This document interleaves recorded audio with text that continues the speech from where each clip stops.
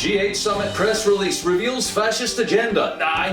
Democratic ideals. Historic Obama speech on UK special relationship. Let's fuck the planet together. In the UK, footballer Ryan Giggs' penis is named as super injunction, privacy law, distraction. Hello, adulterous celebrities. Welcome to the fucking news. I'm in public interest. Here are the headlines tonight. The G8 summit in France has ended. All 8 leaders hailed it as a success for fascism, corporate rule of earth, and a benchmark for global understanding between sovereign taxation franchises. In a 2-day summit, the leaders of the world's most powerful military forces, economies, discussed controlling the internet, decreasing environmental protection, selling more weapons to brown people, giving money to puppet regimes, cooperating in killing Gaddafi, and ignoring the tyranny of China and Saudi Arabia, plus other murdering fascist scum. Important allies in the war on terror. A press release released to the press by the G8 saved the fat, lazy, complicit, arse-licking media hacks the trouble of writing, thinking, or researching anything for themselves. Well, it's not their job to expose greedy ideology, foreign policy, hypocrisy, or double standards in international affairs. No, their job is to take what they're given and shove it down our throats. Here you go, Mr. and Mrs. G8 subject. Swallow this utter pish about freedom, democracy, and prosperity. That's right, gobble it all up. You love it. Oh, wait, you've just got a little crumb on you there. There you go. Now, for dessert, we'd like you to suspend critical thinking, have blind faith in our lying, murdering pronouncements, a blinkered perception on international events, and no interest in the suffering of others whose lives are exploited to keep you all fat and fucking happy. Okay, good. Now we return you to your consensus reality and think yourself lucky you don't live in Yemen, where life is short, painful, and brown. Here's that press release in full.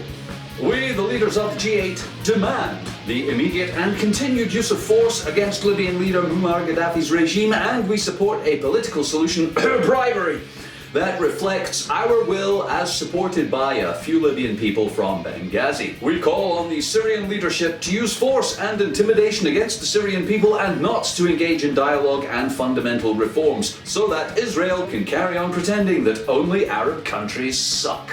We're convinced that the historical changes throughout the region make the continuation of the Israeli-Palestine conflict through Israeli aggression and land grabs more important, not less.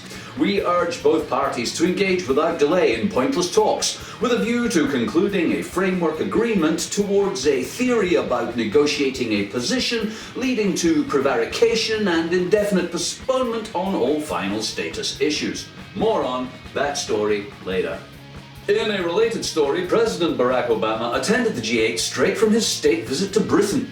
On the visit, the President and his wife stayed with the Queen and Prince Philip at Buckingham Palace.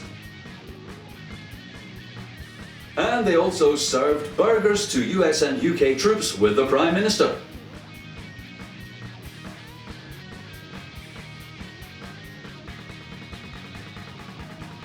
And President Barack Obama made a historic address to the Houses of Parliament and the House of Lords. Here's that speech in full. My Lord Chancellor, Mr. Speaker, Mr. Prime Minister, my lords and members of the House of Commons.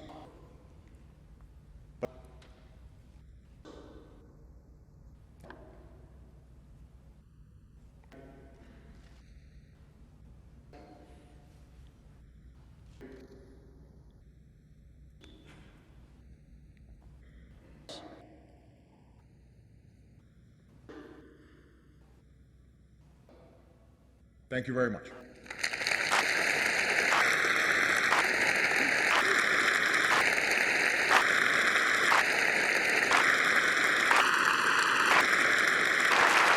In the UK, Ryan Giggs has been named as the super injunction privacy law distraction whose penis was not of public interest. However, Twitter users ignored the toothless old judges that created super injunctions and named the hapless penis owner anyway.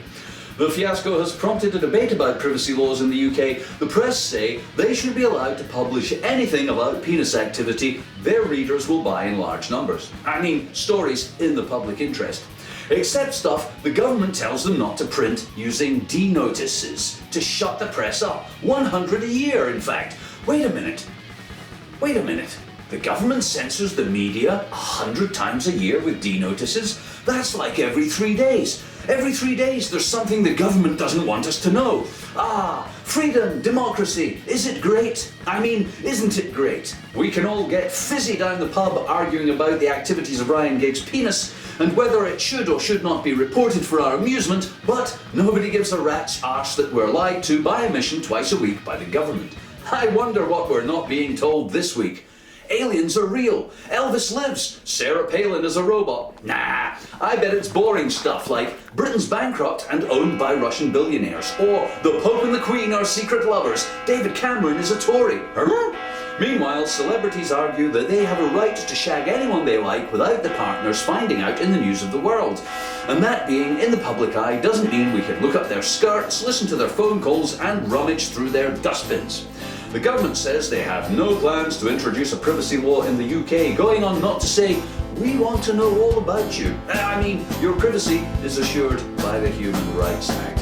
I have heard all kinds of misguided gurus who claim to know something about life.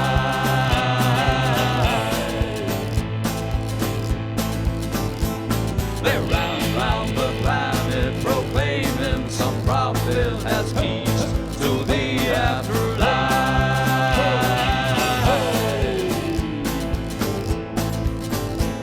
But Indians, they go to their happy hunting ground, and the Vikings, they go to Valhalla.